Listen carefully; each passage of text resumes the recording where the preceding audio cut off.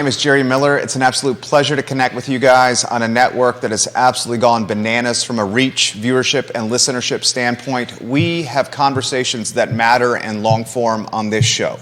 Institutional memory and the network to talk about those conversations that matter on this network. And today's program is presented by our friends at Castle Hill. Their 231 Festival is this Saturday.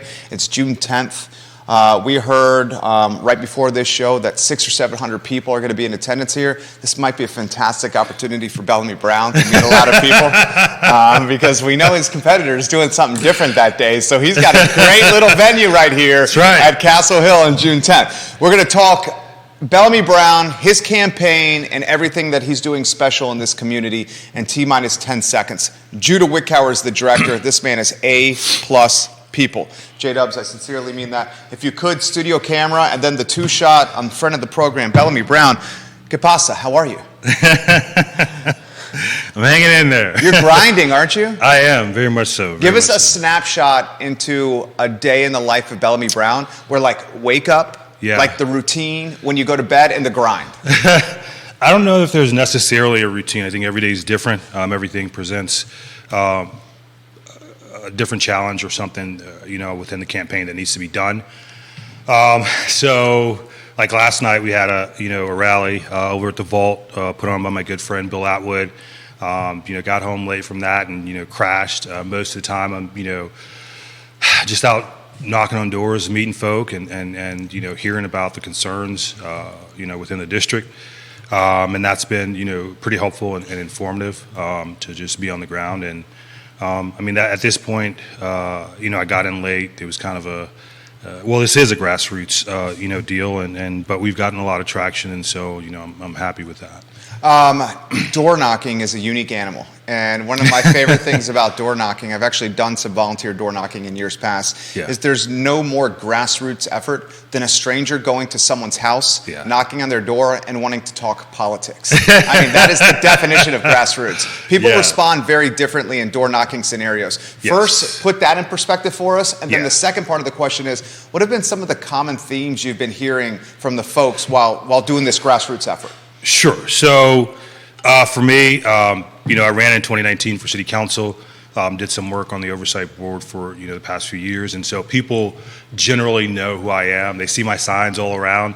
And I gotta give kudos to Jennifer Eberline and Marlies Courtmulder for that.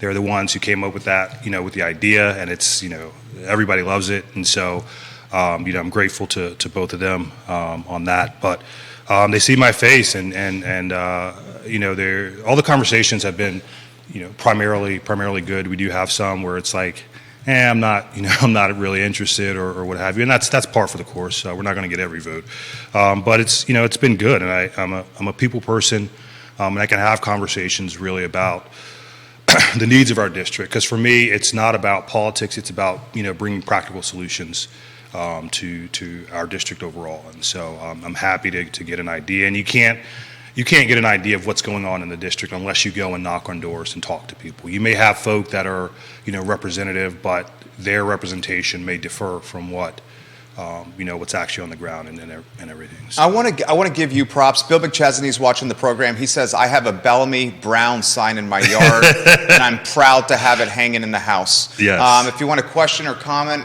for Bellamy Brown, put it in the feed. I'll relay it live on air. I've been impressed with your campaign because I've seen Bellamy Brown signage and branding in neighborhoods of all types of backgrounds. Yes. You have Bellamy Brown signage in affluent neighborhoods. Yes. You have Bellamy Brown signage in middle-class neighborhoods. Yes. You have Bellamy Brown signage in working-class neighborhoods. Yes. Put that in perspective for us, what that means to you. It seems to me you are very much a candidate of the people. Yes. Oh, absolutely, 100%. This isn't about me at all. I wasn't intending to run, this cycle, and just got the push to get out there, and so I did. As I said, came in, last out of 5 to get in the race. Now one of 3, and the people are very much responsive to my campaign, to our campaign, and they've again, whereas in 2019, when I came back home, folk didn't necessarily, I guess, know my name as well. There are some folk that still don't know, but that base has increased, and so.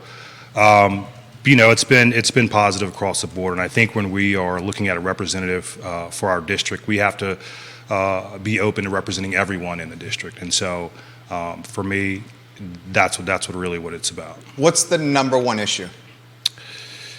So HD 55, the number one issue seems to be abortion. And I'm going to ask you about HD 55. You had one of the most hilarious posts I've ever read on social media. And you know the one I'm going to allude to, where it was the Albemarle County Democratic picnic. I think you said this is going to be a smidge awkward or something like that. Well, but I want to highlight you first. Sure. In HD 54, yes. a completely different district, is Yes. it gun violence or is it abortion, reproductive rights? From what I've heard in 54, and we've just had a couple of shootings here locally, or a few days ago, or what have you, and that is a big concern. Women's rights, reproductive rights, is there as well. But we can't negate the fact that in this particular district, people are concerned about gun violence, bullets coming through the homes, what's happening to kids in the black and brown demographic, which has an effect on the overall community. So we can't deny that, but absolutely, women's rights, women's reproductive rights is right up there as well. How has the gun violence has it lessened? It's certainly not in the news cycle as prominently. Yes, and so so for a while there was a lull, and I was like, all right, we're things are turning the corner, but I hear from folk who at the dairy market and what have you, there were still shootings and things happening within that spectrum that weren't really advertised as much. So overall, again, there's still work to be done. I think even in Richmond, at the graduation, these are young folk.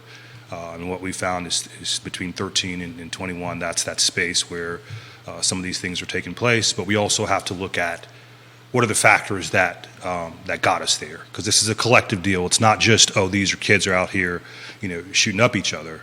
There are other factors from a policymaking perspective and what have you, community perspective that factor into that as well. How can we utilize policy to keep our streets safer?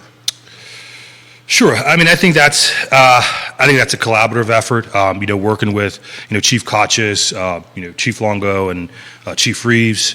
Here locally, I think when we look at the crime footprint, we have folk coming from Madison, Green, out from Nelson, from Waynesboro, from Fluvanna, all coming here, and apparently Charlottesville is more of a, or has been, or is more of a space to where, in guns in particular, some of those can be offloaded here just because of the nature of how some of the relationships in the past in policing have been affected. But I think that Chief Kotches and again Chief Reeves and Chief Longo are pulling together some avenues for trying to change that direction. And again, it's not going to happen overnight, but that's where it is. I mean, we really have to also look at, what are the alternatives that we can provide for these kids when it comes to, job training, when it comes to, some of these life skills that need to be, implemented. That's a community effort. That's a collective effort.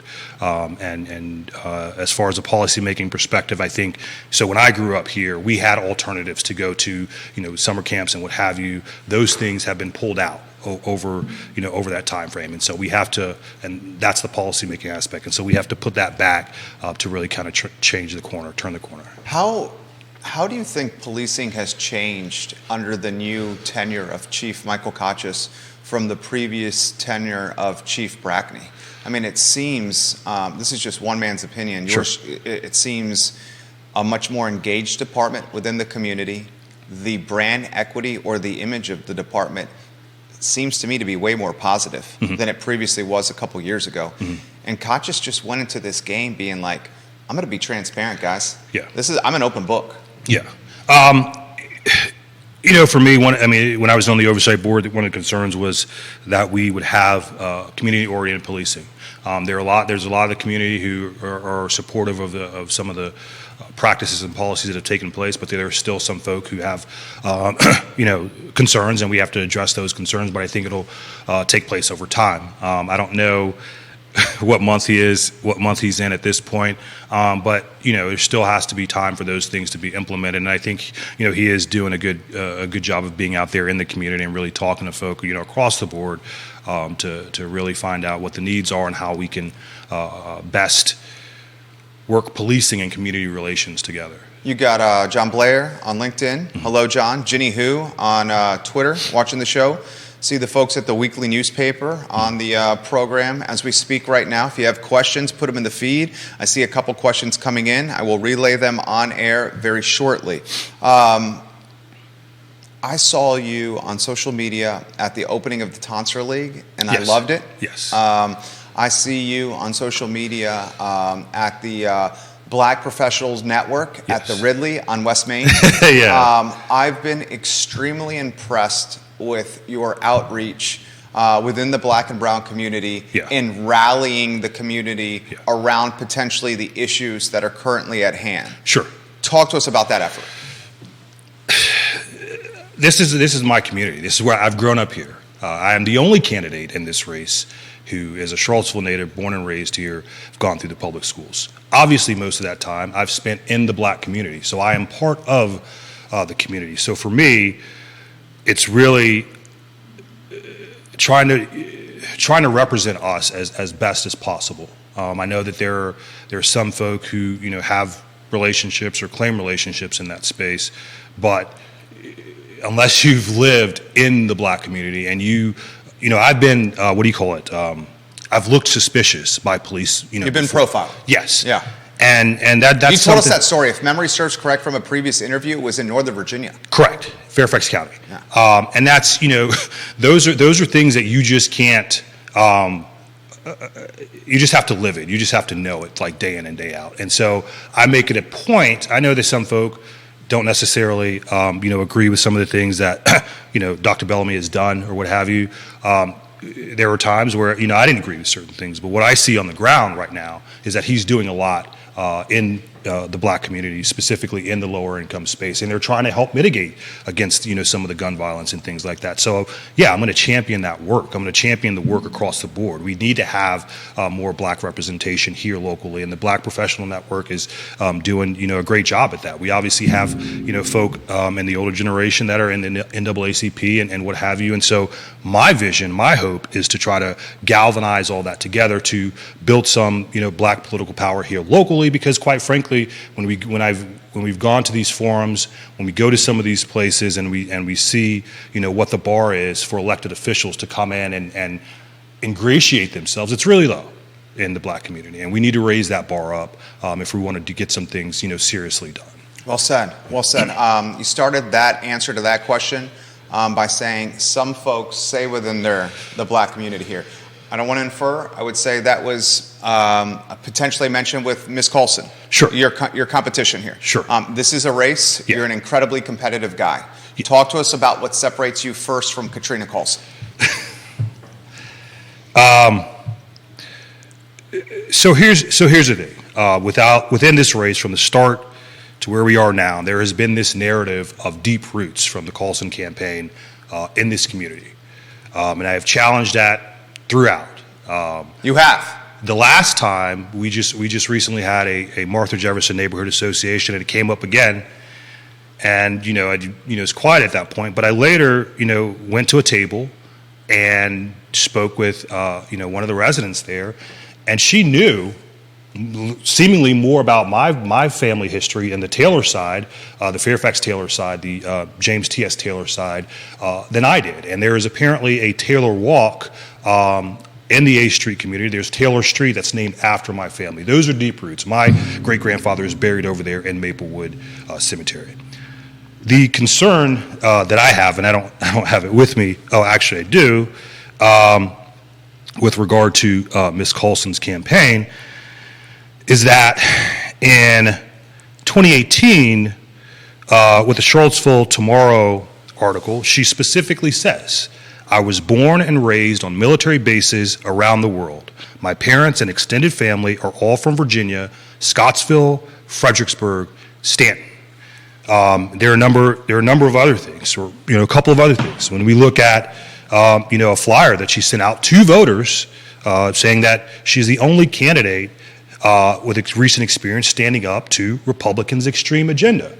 Well, this is a district that is 80+% Democrat. Where is this Republican extreme agenda?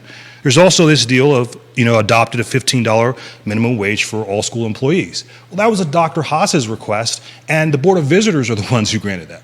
So these are, when we're talking, and you said we'll get into the 55th, but when we're talking about misleading voters, those are definitive examples.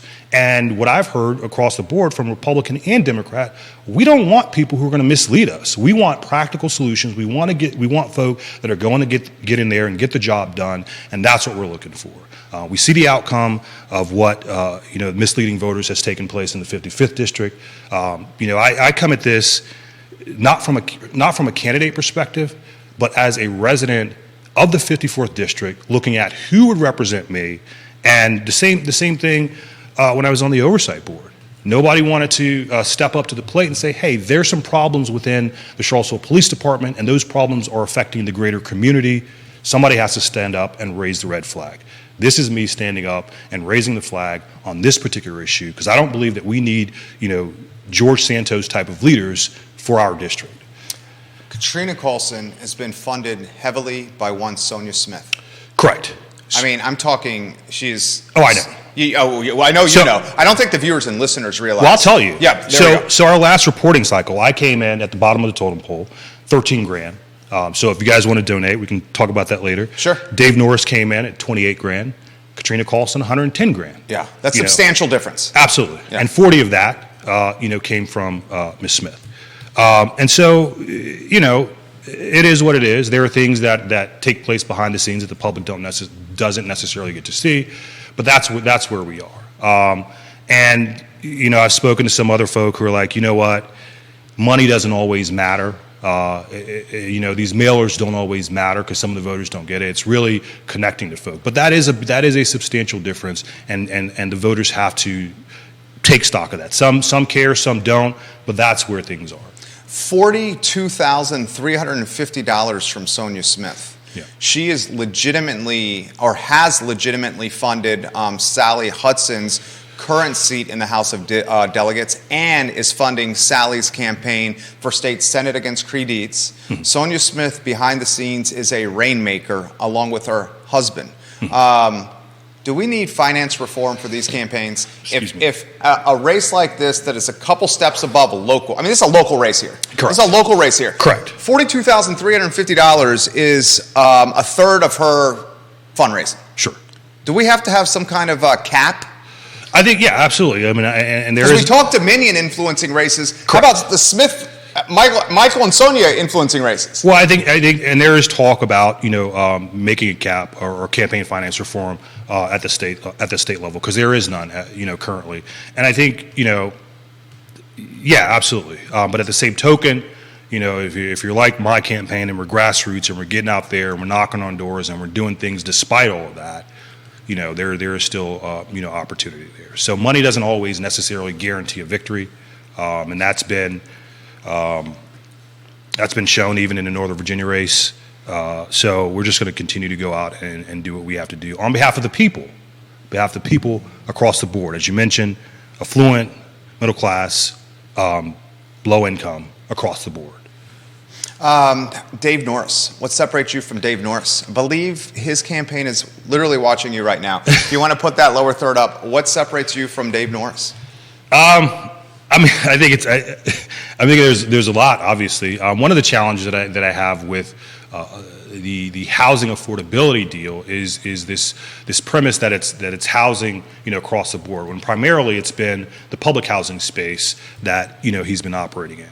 Everybody doesn't necessarily, and it's not to say that public housing is bad, but everybody doesn't necessarily want to live in public housing. So when we're talking about housing affordability across the board, and a lot of those issues will happen at the state level, at the local level with city council and what have you, with zoning and what have you, we have to be honest about that and really look at a full spectrum from the lower income all the way up to those who can afford it, which, quite frankly, here we see that home prices have gone through the roof, and 60% of most of the new home prices are costs, and that comes into play with regard to how permits get done and what have you, and inflation and interest rates and things like that. I have my experience is a lot more. Dave has obviously been mayor over a decade ago. My experience in local government has been more recent. I think that again, I am the only candidate in this race who's born and raised here. I'm the only candidate who has military service, U.S. Marine Corps veteran, honorable service. I'm the only candidate with a business background, and I look at things from a practical perspective, not a political perspective, to be able to get things done. And I believe I represent a greater swath of our community, of our district, than Mr. Norris does. You should highlight your family's history. Yes, yeah. So this is pretty cool. Yeah. So in 2019, when I ran, so the city did a proclamation, gave it to my grandmother about my great uncle James T.S. Taylor. He was one of 240 black soldiers that fled the Confederacy here and went to fight for the Union, came back and became one of the first 24 black men elected in Virginia at the start of Reconstruction. I didn't know that. I didn't focus on that aspect at the time, but a couple of friends asked me would I be the first black delegate, and so I did more research. Come to find out, his father, Fairfax Taylor, was a slave in Berryville, purchased himself out of slavery, came down here, and he was instrumental in the separation of the two First Baptist churches, the one on Park and the one on Main, because at the time, the white folks sat on the bottom, the free blacks sat on top, and they were overruled in some spaces, and that wasn't okay with him. And so he started arguing for black liberation. That's why we have, again, the First Baptist Church on Main, and they, I believe there's some family, photos and things in there with regard to my family. And then again, over on Taylor Street, that's named after them. Doing some more digging, I found out that his mother, my fifth generation grandmother, Grace, was put into slavery at 15 years old, started having or was forced to have babies every 2 years. So she was making property. She wasn't making babies from the standpoint of slavery. She was making property every 2 years. She had 8 babies, died at 45 in slavery. So 30 years of her life, that's what she was doing. And the annotation on her obituary was that she was a good servant, well loved by her mistress and her family, and there was something else. But that shows, our country and where we've come from, and that lineage really, like when I started to connect those dots, from where I did exclusive of that, where I was in politics, in business, on my own, and then to tie this together, because I was doing this, nobody else in my family, immediate family, is in this space. I got to go back to the 1800s to find these two individuals, my grandfather Fairfax and my great uncle James T.S., to find out who I'm most like. And it was like, as soon as that came on, it was like there was just, I don't know, it just gives goosebumps and what have you. And I will give credit to, there's a UVA third year, Emily Miller, who did a research project on my grandfather in 2022, and that's how I found out. How did you guys connect? How'd you find out about that project? This is awesome. Well, I mean, that's like a super in-depth, like Ancestry.com DNA swab. Yes. It's basically what that is. Yeah. Well, because there was something missing. I was like, the question that I had in my mind, I'm like, all right, there's this focus on James T.S. that the city did a proclamation. What about Fairfax? It felt like there was something missing. And so I started to do more research on that, found her article online. Emily, if you're listening, thank you. And it just opened up a whole new deal. And so there is a book called Keeping the Faith that's written about the First Baptist Church on Main, and it tells that whole history in that particular space. So like that, it's just, I don't know, it still gives me goosebumps. My great uncle, when he was representing our area, he argued for suffrage, he argued for public schools, and those are obviously the similar things that I'm arguing for. So this is in my bloodline. My mom passed away in 2019, and my great-grandmother, my grandmother's mother, passed away, I believe, in 2021. And so when I told her that I was doing this and carrying on the family legacy, like, she just lit up. And she actually, came out and voted with me on the first day. I saw the photo. Yeah, that's awesome. That's my lady. That's my heart. She's a calm, kind spirit, but she's loving and in the stead of my family lineage. Like, that's who we are. We're just out to serve others, out to love on folk, and really do things for the greater good. So you got a primary that is 12 days away. Yeah. I mean, we're less than 2 weeks from the Democratic primary that's going to determine this race. Yes. Put it in perspective, sleepless nights, how you continue to make this. I mean, 12 days away. Yeah, I'm grinded, man. I mean, I got my face mask so I can go out here under this cloud of smoke. I mean, I spoke to a guy who's actually supporting so the Collective PAC. The Collective PAC is a PAC that specifically seeks to place black candidates in public office at the local, state, and federal level, are arguing for black issues, black liberation, and the whole nine. I was speaking with a gentleman from the Collective PAC, I guess 2 days ago. He's up in New Jersey, and he's like, the pictures don't do it justice. I had friends in Northern Virginia who were posting pictures with regard to the smoke, and I'm like, wow. And I come out this morning, I'm like, wow. So it's it's trickling down, and so, but I'm gonna still put on my face mask, get out there, grind it out, because things still need to be done, and that's really what it's about. If there are supporters who support my campaign, who like my campaign, what I'm about, I'd be happy to have your support and knocking on these doors. I'm doing the majority of it, but I'd be happy to have that support, and I think that's really what it boils down to. We've done a lot of interviews. We'll do some more. Got things in place. This is definitely a grassroots, bare bones, type of campaign, but we're effective. We're scrappy, and we're getting things done. And I think that's what'll carry it out. We'll just continue to bang on doors and talk to folk. And we have one more forum left on June 13th, the Black Empowerment Coalition. But at this point, it's really getting folk out and getting in their face. So. Johnny Ornalis just shared the show. The mayor of McIntyre said the First Baptist Church back then was at the corner of 2nd and Jefferson Street. Little history right there from the mayor of McIntyre. Multiple media outlets watching you here, Candidate Brown, on this program. Let me throw this question to you. This campaign is going to be pretty tight. I mean, you got 3 candidates here that have some name recognition. You have tremendous grassroots support, and as you've said, you've done the work. CVille, with the Police Civilian Review Board, you ran for 2019 with City Council. People know your name here. Yes. When this is said and done, and people go to vote on the 20th, yes, give them a message. Because this is I think this is really going to be a really tight race. Well, yeah. I mean, do you think we'll go? I don't know. I mean, I'm hearing a lot of positive things, but I'll take it as it'll be a tight race. And this is what I'll say. Again, most folk know, as a chairman of the Police Oversight Board, what I went through publicly, the attacks publicly, for doing the right thing.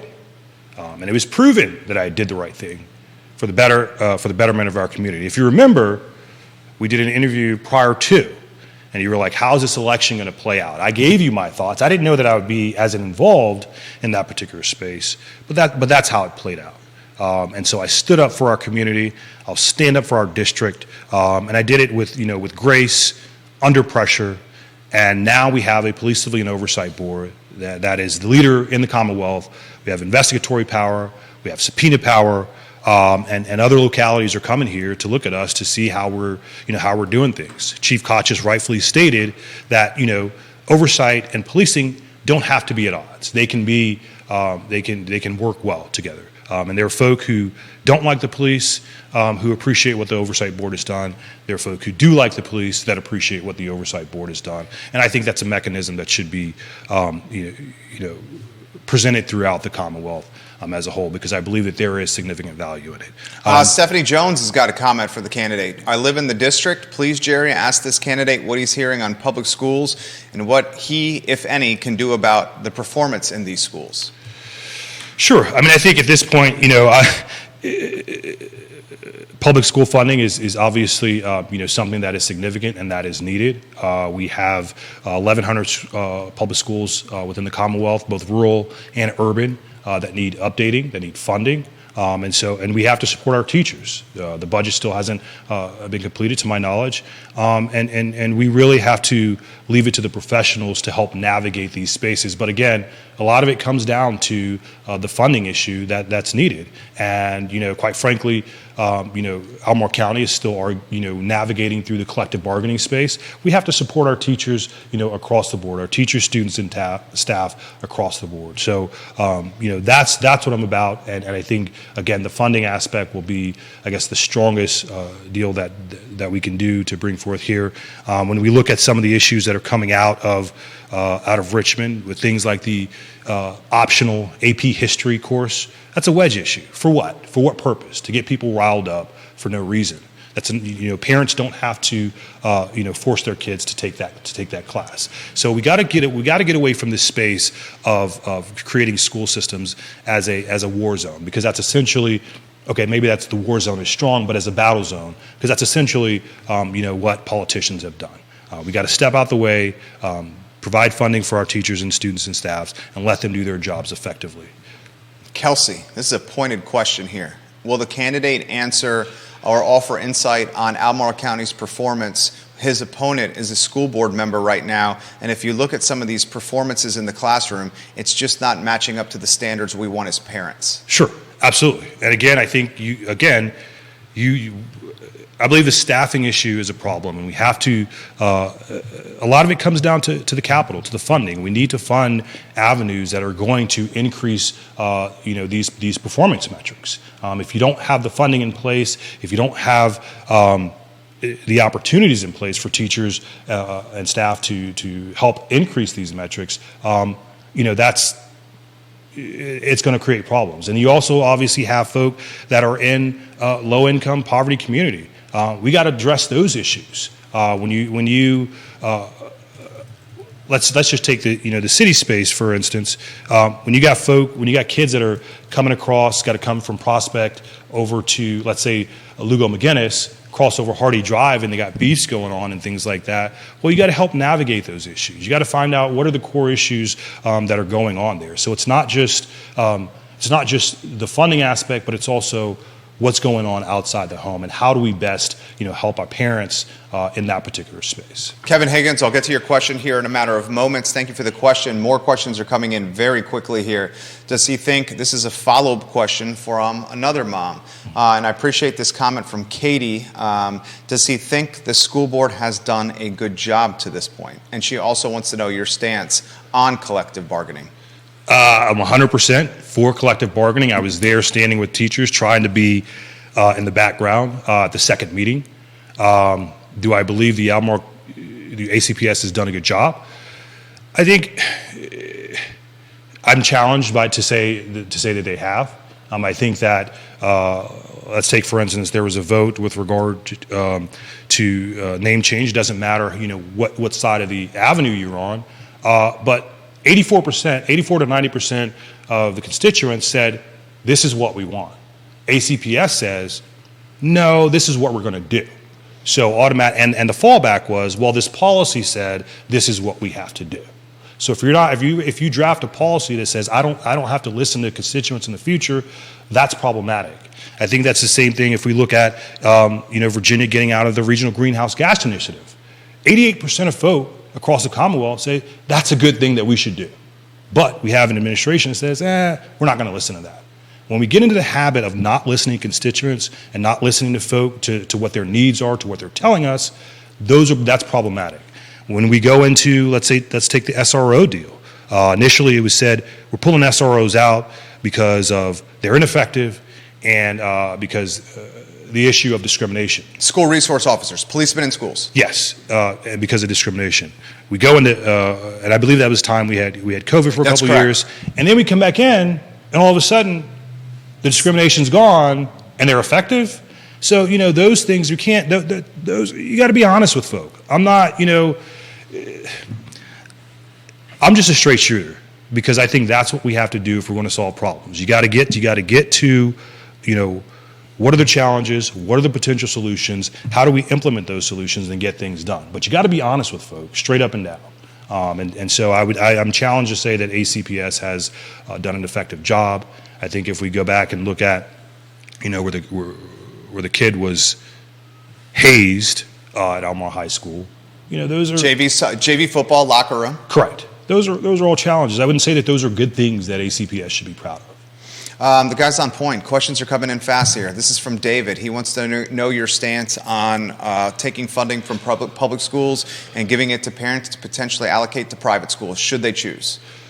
So again, here in the 82nd, here in the 54th district, we are 80+% Democratic environment.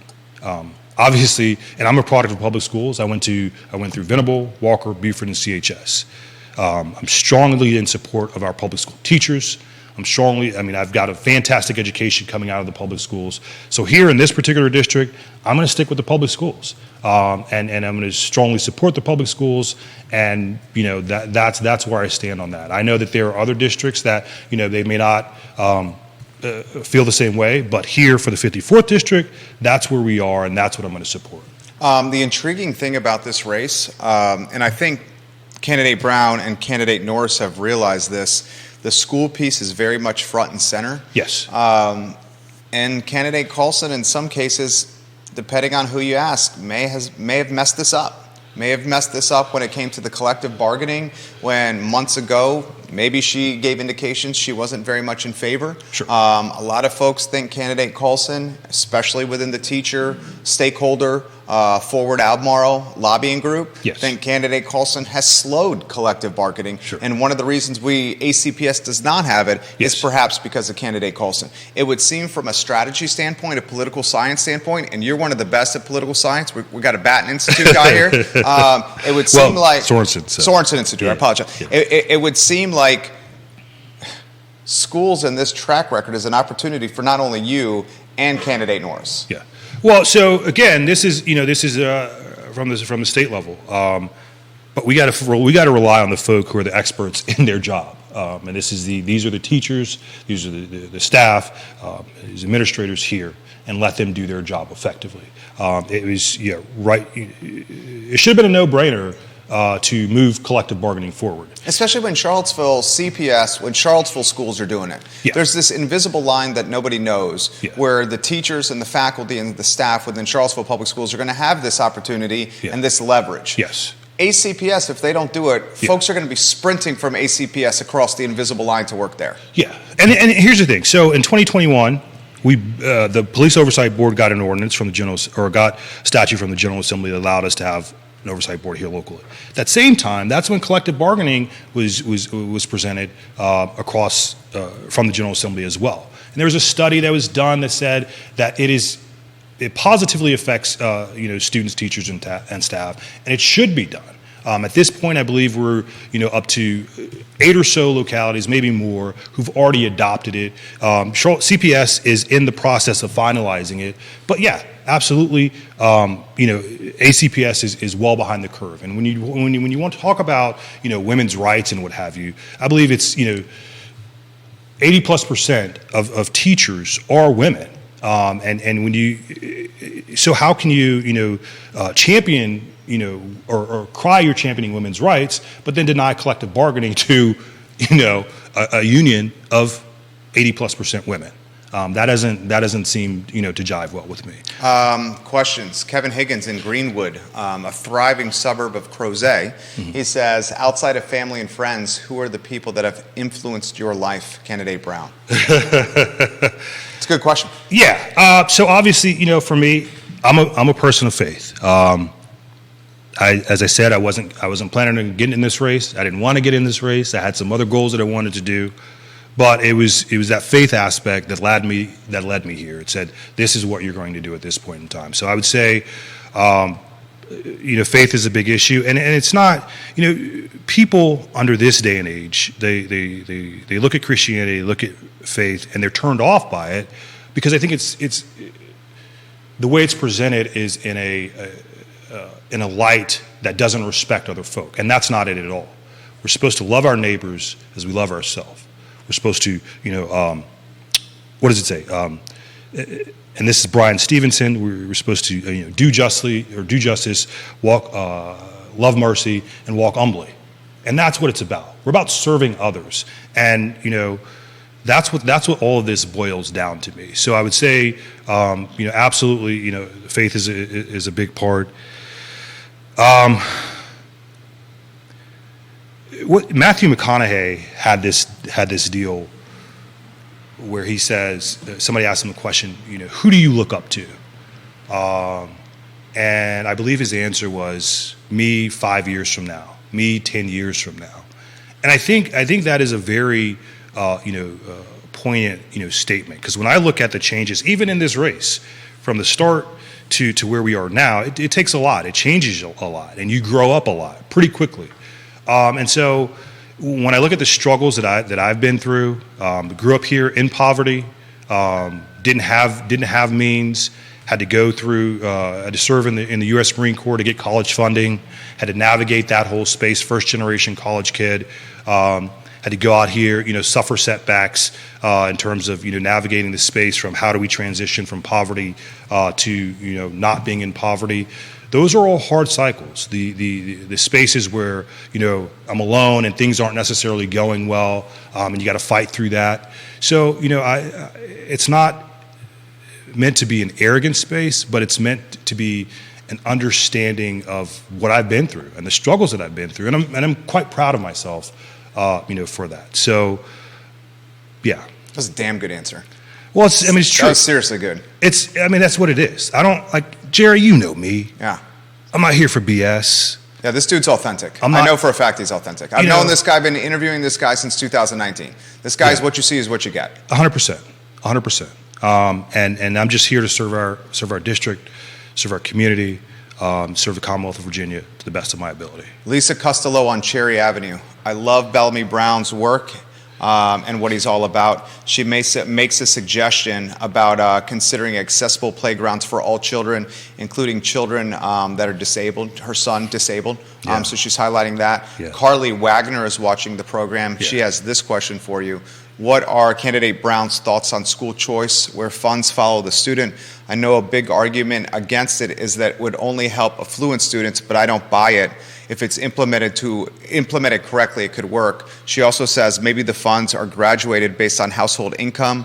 Over 200,000 families get nothing. Poverty line and below get 1.5% per pupil, something along those lines. So she wants to know, a lot of people are asking this question. Sure. Funding for public schools and maybe having that funding go to parents for choice. Mm-hmm. So I'm going to go back to Lisa Costello's statement for a little bit.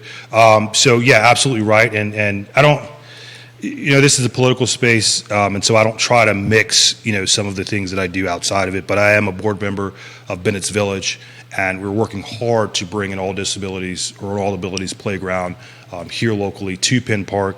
Yuka Weaver, Karen McClurkin, and a bunch of other ladies who are doing some great work there. And so, we want to definitely get that done because it's needed. Again, we're looking at how do we serve our entire district.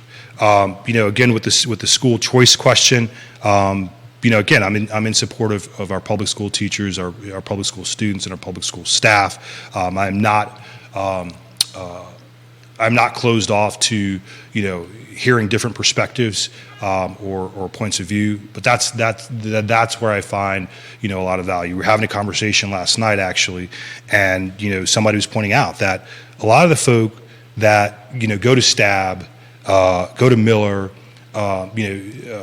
Tandem, and some of these other schools. These are wealthy folk who have the opportunity to go there. I know that there are some kids who aren't wealthy who get scholarships there, and they get great educations. But I also know that kids get great educations within Charlottesville public schools as well. And we have to champion that. We have to bring value to that because everybody can't necessarily afford those spaces. And that's where I stand strongly in support of our public schools. Vanessa Parkhill in Earlysville has a question, which I'll get to in a matter of moments. A lot of folks watching you here, Candidate Brown. Here's Vanessa. Does collective bargaining in Albemarle mean by default they will become part of the National Teacher Union? This is the union that resisted return to in-person instruction during COVID. The union acts in the best interest of their members, which sometimes benefits students, but sometimes does not. Teachers, like all employees, deserve fair, competitive compensation and safe workplaces, union or not. Any thoughts on that one? So I don't know the inner workings of what in this particular case, the Albemarle Education Association, would be doing. I only know what's here on the ground. Okay. I've got a teacher who taught me at Buford long time ago, who's now a teacher over in the Albemarle County Public School Systems. I know you talk about Johnny Ornelas and Philadelphia Soto. I've spoken to these folks. These are good people, and we have to support them in what they do because it has a direct bearing on the education for our kids. I know that there is a debate about school choice and what have you, but again, in this particular district, in the 54th district, a strongly 80+% Democratic district, we're going to support public schools. I like it. I got to ask you about HD 55. Sure. Callsen, Squire, Amy Laufer, 2 Democrats. Yeah. As of probably like 3.5 weeks ago, I think they might have been friends. Yeah. I don't know how they recover from this. Yeah. Laufer sends out, 1-2 couple of mailers and some statements basically saying Kellen Squire is against abortion. To Laufer's credit, and I think Laufer has committed a number of blunders in this campaign, but Laufer said, look, Squire did this. And then yesterday, Squire's hosting a press conference at the Northside Library with a bunch of electeds behind him, and he finally says, look, I made a mistake, I screwed up. After 3 or 4 chances of making excuses like this was a strategic behind the scenes operation to try to trick the Republicans. And then he also made the statement of, I was trying to reclaim the brand of pro-choice or pro-life or whatever it was. And a lot of lame excuses, I thought, from Squire at first, till yesterday, finally, him saying it was a mistake. I think Laufer has a lot of culpability here. How about open-ended, anywhere you want to go on this, and then I'll unpack some specific questions. So here's my thing, and this is my understanding from talking to folk and strong supporters of Mr. Squire. He said he's already mentioned this several years ago when it happened. He's already came out and said it. He's having to do it again. I think. Again, obviously have a politics background, political science, and the whole 9. I think there are absolutely some significant initial challenges and blunders from a new politician trying to get out there and so it's a rookie making some mistakes initially? I would say that that's part of it. I would say that, from my understanding, he has grassroots folk. It's a band of different people. And perhaps the messaging, could have been different. But everybody knows people. Everybody knows each other in the 55th district and the 54th district. We all know each other. Yeah. Coming out of the gate, it was already stated. This is, and quite frankly, Amy could have won this without doing that. I'm surprised she did this. I think she was the favorite prior 100%. To doing these mailers, 100%. And now it's a toss-up. This was a strategic error. She would have won hands down. 100%. And the reasoning behind it, I don't know. But I know that for me, if I were to be elected and to see this, I would have challenges in the trust department in this particular That's space. what I was going to ask you. Yes. Can you trust any of these candidates now? If you win, you may be working. If you win, the odds are you're going to be working alongside Laufer or Squire. Yes. We are hearing scuttlebutt that Steve Harvey's about to jump in the race as an R. Okay. We also are hearing scuttlebutt that Denver Riggleman is very much considering jumping in this race. Okay. If Riggleman jumps in this race, that guy's probably going to win it. Steve Harvey, friend of the program's come on the show here. If he runs as an R, that's going to be extremely challenging in a district that's very, very blue. Okay, and Steve knows that here. Could you trust either Squire or Laufer if you win this race and work alongside them in the House? So I went back and I read what is it, the Daily Cause or whatever. Yeah, it was. his blog, the initial blog that got him in heat. Yes. So I went back and I read it, and you got to read the entire thing. Right, for context. You got to read the entire thing. Yeah. And this is a deliberate move to cherry pick a section and to put it out there and to present a narrative that you know is false. But is that politics? Again, you said earlier, this is a local race. Okay. We all know each other in this race. 100%. 100%. We know each other's background. We've been vetted good and bad. Okay. And politics or not, if you're going to deliberately try and mislead voters and cherry pick a section to win a race that you already likely were going to run anyway, that's a challenge for me. So I would be more inclined to work with Kellen than to trust Ms. Laufer if she were to win out, which she still may. Yeah. And you have to have working relationships within the General Assembly to be able to get things done. It's not to say that, again, if I were elected and she were elected, that we can find ways to do work on behalf of our space, but I'm pretty confident that I would be concerned about whether or not she would try to undermine me. Whether she's being authentic or disingenuous. However it is. Okay, and the follow-up question is, and I'm choosing my words carefully, some of the stuff that maybe one of your competitors has done in this race, Ms. Callsen, does that fall in a category of misleading like this? Voters? Yes, that's what I want to ask. That's a very pointed question. Yeah, that's what I said. It's not as... Is it the same? It's not as egregious. Okay. But you're still misleading voters. Okay.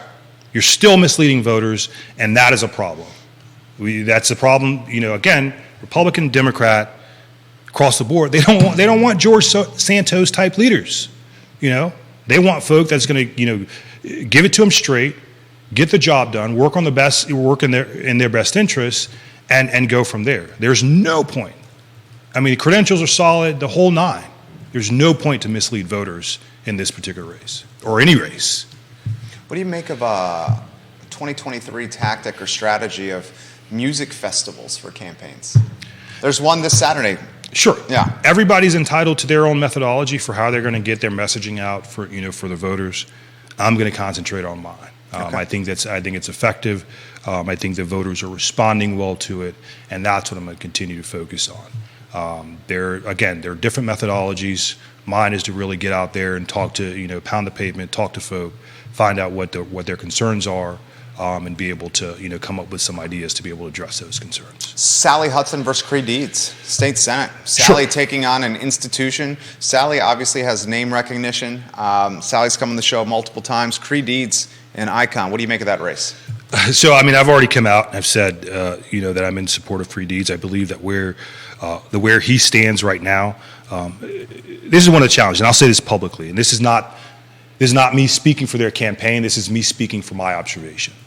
There's a narrative out there that Creed or Senator Deeds is arguing seniority, and that has turned off some of the younger voters. The narrative is that Senator Deeds is got the institutional memory, and because of his time in the Senate, he's able to get stuff done faster because of that institutional memory.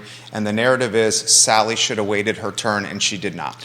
Well, I want to clarify that first. Okay. So there's this narrative that he's got seniority, but there's the other part that's not really translating to the younger audience and what that means. Okay. The General Assembly is an institution that is driven on seniority and relationships. In this particular space, with the number of resignations from the General Assembly, Senator Deeds has moved up.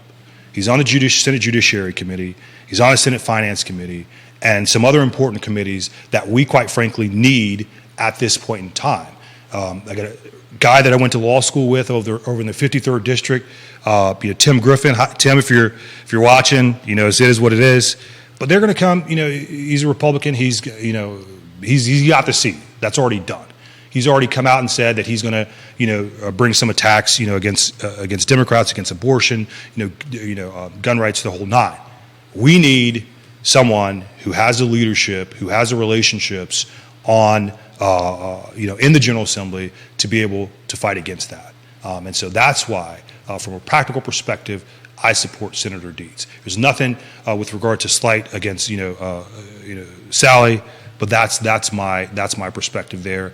I hear I got relationships in the General Assembly, got relationships here in the district, and that's where a lot of it goes for a lot of folk. Senator Deeds has done a lot of work. You look at some of the endorsements that he's got across the board. They're not giving these endorsements lightly. these are relationships that have been built over time. Those are relationships that we're going to need within the General Assembly to represent our area, to defend reproductive freedom, to defend some of these challenges, other challenges that are, that we'll quite frankly face. Another race, as we wind down, that I know you're watching closely is the City Council race. Sure. Charlottesville, what do we got? 3 seats up for grabs. Cena McGill stepped down in the middle of her term. She's not running. Lloyd Snook running again. Michael Payne running again. And you got some 2 newcomers, Mr. Cooper, Ms. Oshrin running, and Bob Fenwick back in the mix again. This is a race that I think you potentially could have dominated. Legitimately, I've said that on the show many times. I think he would have won this race. What do you make of 2023 Charlottesville City Council? Who would you like to see potentially get elected in those 3 spots? And Sure. what do we need to know about this race that people are not focusing upon? So I know some. I don't know all about the race. I've already voted for the folk, and I've already told them, that I voted for them, who I would like to see in this particular in those seats. I've been day in and day out grinding on the 54th race and what I got to do, and so I haven't really. I'll leave that up to the candidates to make their case. I will say that I am. Can I ask who you voted for? Is that allowed? You don't. That's a very pointed question. You could say no. It's private business, and I wouldn't feel. Well, I will say I will tell you one of the 3 that I voted for. The other 2 already know. So I did vote for Deshad Cooper. Okay. And the youngest one in the race, I believe, he's 28. Maybe Natalie's a little younger. I'm not sure. I'm not sure the ages. Okay. And I hope that you can galvanize the support to get out there and place him in that seat. But yeah, that's the only one that I will say publicly that I've supported and voted for. What's the most important issues here in that race? So is it gun violence? Yeah, that's part of it. But what I'm also hearing is that when we're talking about the zoning code and the implementation of that, or it's getting pushed back, we also have to think about the infrastructure and the transit space and what's going on there, because those, when I ran in 2019, I believe we were still at 1 hour waits for bus and transit and the whole 9. And I was speaking to someone yesterday. They were saying how that affects folk when they're trying to get mental health services, when they're trying to get jobs, when they're trying to navigate this life. And most of those folk are low income folk. So it's it provides a significant challenge for them in that particular space. So I believe that council has to figure out how we're going to navigate this transit space as we're bringing in more folk into the city. So yeah, obviously, we still have to champion opportunities that get our kids out of these gun violence spaces, and we have to be real about that. I spoke to another voter or another constituent who was like, a lot of folk around here with regard to the black community, it's been a lot of lip service. They'll say, yeah, we'll do something, but then pull back and then do something completely different. I've seen that as well. And that's part of the reason why I want to galvanize black political power here, so that we can really move some of these things forward. But I would say those are the things that I've been hearing. And there's a guy, and when I knocked on the door, he wasn't there. His wife was there. We had an extensive conversation just about the gang violence. This is a white couple. They've adopted an African American kid. And so, there's another white couple out in Elmore County, adopted an African American kid, and they both wanted me to come in and speak with the kid or what have you, just to see that example. And I think that's a big thing in and of itself. When we're talking about a lot of these young black men out here, seeing someone in this particular role could be a role model for them. But going back to this gentleman, he told me I'd spoken with his wife and what have you. This was at the Moms Demand Action deal over at Ren & Row. And he very pointed me, a military guy, shook my hand. He was like, Bellamy, don't worry about the veterans. Worry about these kids who are out there, in these spaces where gun violence is going on. Worry about these kids with regard to schooling and the whole 9. And it really stuck with me because I think those are genuine concerns across the board. And when we're looking at our district as a whole, a lot of the challenges that we face are in the black community space. And so I forget what the question was, but we have to really work at that to bring the community up as a whole. Last question. Tell the viewers why they should vote for you. Sure. I mean, I've demonstrated, that I'm a leader. I've demonstrated that I act in the best interest of our community, of our district, even as a volunteer. Wasn't paid at all, and I will continue to do that, going forward. I know that. I have the capabilities to build relationships across the board, Republican, Independent, and Democrat, so we can get stuff done, whether we're in the majority or in the minority. And I believe I've demonstrated the leadership to earn the vote and the confidence of voters here in the 54th district. Let them know the website. Yes. And how they can donate. Yes. Yeah. Yeah. Absolutely. So the website is Bellamy Brown for Delegate, Bellamy Brown for Delegate.com. You can also donate going to Act Blue and typing in my name, Bellamy Brown. But also, we'd like folk to, again, this is grassroots. We like folk, if you like what our campaign is about and you're willing to knock on doors, got a lot of palm cards to be put out, and then also the day of the Go TV. If we can get volunteers to go to the precincts and hand out literature, I think those are the greatest needs at this point. And I think that we can close this out and get some sound leadership across the board for our district. I'm not someone who's looking to mislead voters. I'm going to tell you what it is straight up so that we can solve problems effectively.